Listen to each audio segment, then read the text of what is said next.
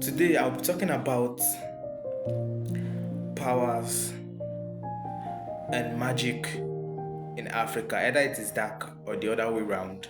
And I'll be talking about the myth of King Osiris. His story was actually compared with the resurrection of Jesus Christ, although his story actually happened before the birth of Jesus Christ. And his story also actually, he actually is being compared to some kind of power that have been heard of in present day Africa now. In this Yoruba entity, they call one kind of power Apaji.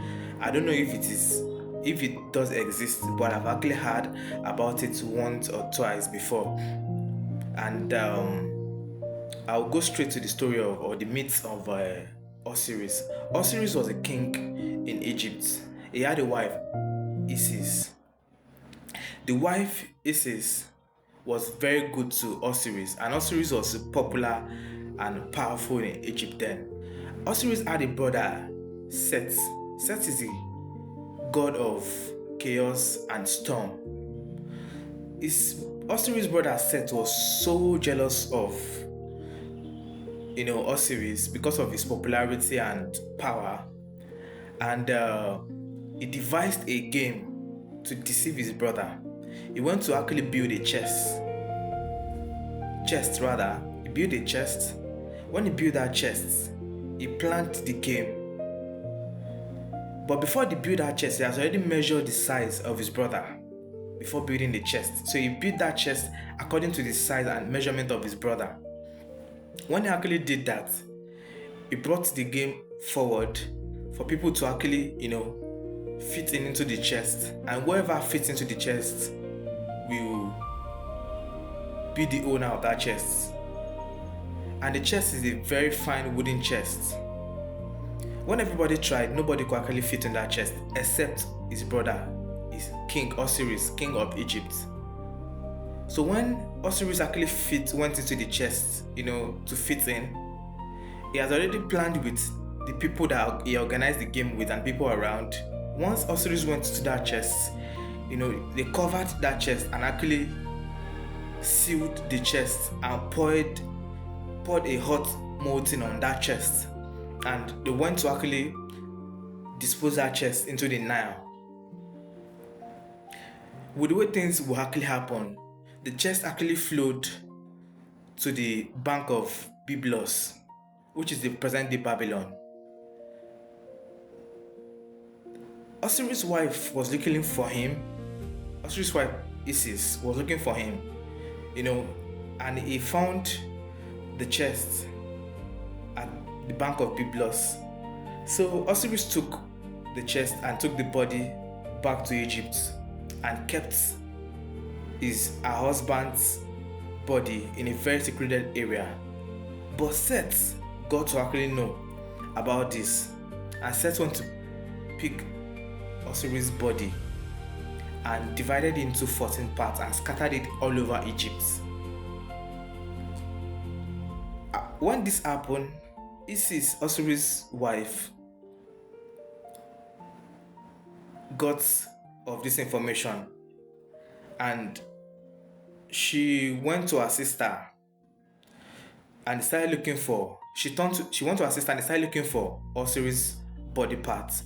She turned to a bed and started moving to every part to pick up the part of her husband. Set actually divided the body part into 14. But when Isis, the wife of Osiris, was going to gather the body parts, she was only able to gather 13 parts of her husband. And the 14th part, which is the last part, was actually eaten by a fish in the Nile River. So she only had to actually assemble the parts together. And when she assembled the parts together, she actually embalmed it. There's a special skill of embalmment that she actually, she used to embalm the body. And when she actually embalmed the body, because she also has powers too, she breathed life into her husband, and they were together, and they had a son, Uros, which is god of the falcon-head bird. When they had Uros, Osiris could not go back to rule Egypt anymore because he has a missing part. But instead, he went into the underworld and became the king of the underworld. The story of Osiris is the first story of Egyptian mummy, the first story ever. And since after this story, the Egyptians started, embalming their kings, mostly their kings or important personnel, having that belief and faith that they will eventually resurrect probably after death. But they don't have that power. This same story or power coming down to present day African stories and myths. Talking about this particular story and power, there's a particular story like that in the Yoruba culture, Yoruba clan, that this kind of power actually exists. They call it Agbaji. When someone that has this power can actually wake, someone up or resurrect a dead person with that power. So people that actually possess this kind of power, according to the story I heard, if such person is actually unalived, they cut a body part of that person away so that the person can't actually use that power to resurrect again. Because once the body parts are complete, the person can resurrect. But once one of the body parts is moved away into an unknown place, separated from the main body, such, person can't be resurrected. Such person with such power can't be actually resurrected anymore. So this is a kind of story in the Yoruba Empire that is synonymous with the story of Osiris.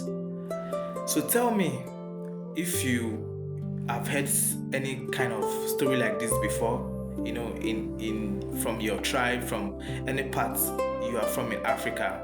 And also drop your comment if you have anything to comment about this story in Africa, and save this video, repost this video for someone to actually see and learn from this story. Like and also do well to actually follow to get more videos like this. I love you and have a wonderful day.